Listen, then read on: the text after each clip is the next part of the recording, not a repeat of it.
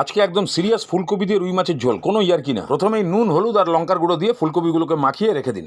এবারে একদম ঝটাস করে একটা বাটি নিন আর তার মধ্যে হলুদ গুঁড়ো, লঙ্কার গুঁড়ো, ধনের গুঁড়ো, জিরের গুঁড়ো, কাশ্মীরি লঙ্কার গুঁড়ো, জল আর নুন দিয়ে ভালো করে গুলে রেখে দিন। এবার টমেটো, আদা, কাঁচা লঙ্কা বেটে ফেলুন, যে মিক্সিতে পেঁয়াজটা বেটেছে। চলুন এবার আগুনের খেলা। কড়াইতে তেল গরম করুন, মাছগুলোকে সব এক এক করে দিয়ে দিন। ভালো করে উল্টো পাল্টে ভেজে লাল লাল করে তুলুন। আলুগুলোকেও সেম লাল লাল করে তুলে নিন, ফুলকপিগুলোও সেম লাল লাল করে ভেজে তেল ঝরিয়ে তুলে নিন। এবার সেই তেলের মধ্যে দিয়ে দিন ছোট ছোট দুটো তেজপাতা, শাহি জিরা, শুকনো লঙ্কা, জয়িত্রী আর এলাচ। ভালো করে নাড়িয়ে চাড়িয়ে দিয়ে দিন পেঁয়াজ বাটা। ভালো করে ভাজুন লাল লাল করে। লাল লাল হয়ে আসলে টমেটোর পেস্ট দিয়ে দিন। এটাকেও খুব ভালো করে ভাজতে হবে। মিনিমাম 2 থেকে 3 মিনিট ভালো করে ভেজে নেওয়ার পর তারপরে মশলাগুলো দিয়ে দিন, বাটি ধোয়া জল দিয়ে দিন। এবার এটাকে খুব ভালো করে ফ্রাই করুন। মশলা থেকে তেল ছাড়তে শুরু করলে আলু আর ফুলকপি দিয়ে 3-4 মিনিট ভালো করে কষান।